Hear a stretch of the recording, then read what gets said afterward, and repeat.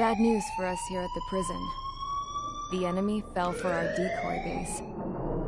With all the fake planes and trucks we had out, it must have looked to them like the Ocean Air Force was about to go on the attack.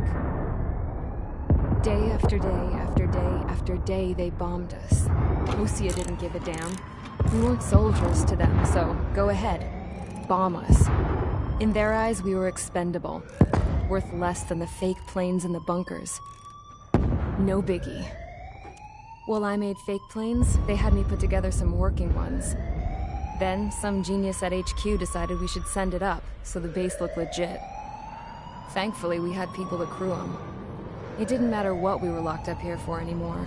Top brass needed pilots, and criminals were all they had. A crook, a gambler, an anarchist. Just your typical lowlifes. They threw each one of them in a cockpit and sent them up to intercept the enemy's planes. But in the end, it was all just for show. So, up they went, day after day after day. Today they tossed someone new into the mix. Wonder what he did to get sent here. My dad died flying for the Ocean Air Force. When your allies are surrounded, one of the most dangerous missions is giving them cover to retreat. Whoever signed up for that was a real hero. But even more dangerous than that was being the one who had to cover the rear guard's retreat. That was my dad's job, and one time, he called it off. Said it was too late for him. Said anyone else would have done the same. I found that out from a war buddy of his when he came to tell me how my dad died. The next time a retreat happened, my dad volunteered to be in the rear guard. Dumbass. He died all right. No one came to help. The news nearly broke me. Of all the ways to get killed, that's gotta be the most pathetic one ever. Am I right? There's a rumor going around about another inmate. A guy they brought here a little while ago.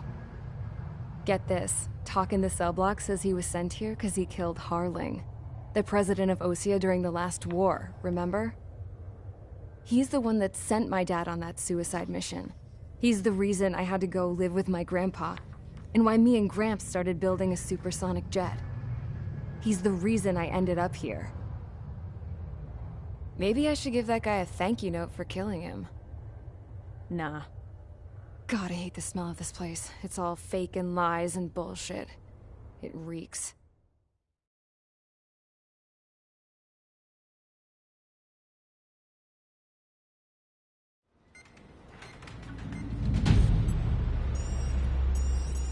All right, guys, I'll let you in on some juicy info. The new guy was found guilty by the International Union Peacekeeping Forces court-martial. He is the murderer of Harling in the flesh. His TAC name's Trigger. Now, as of today, he may be attached to the Ocean Air Force Base 444th Squadron. But that is just some symbolic bullshit. It doesn't really matter if he's Harling's murderer or not. Every last one of you has been incarcerated for one reason or another. You cons have an obligation to atone for your crimes. A few of you in the penal unit know how to fly, and HQ needs to plug the deficit in our Air Force. So they proposed sending you guys on a reconnaissance mission to the Waiapolo Mountains. But that idea was flat out rejected. Nope, you'll be atoning for your crimes right here at this base. This base is a decoy designed to draw enemy fire. And as members of this base, you'll be taking hits from the enemy. This will allow our forces to safely prepare a counterattack. Incoming! Switch off that alarm. It's just the usual. I thought Zapland was supposed to be an isolated area. Okay, I'm gonna need a few aircraft to scramble. Again? Wonder how many we'll lose today. Better than solitary. How many can actually... Enemy aircraft detected over the dummy runway. We just need to make it look like we can put up a fight. Some of those piles of junk can at least take off. Let's get the guiltiest cons in the sky first. We'll start with Harling's murderer. We don't expect you to down any bombers. But what we do want is to make them think that we've got an active base here.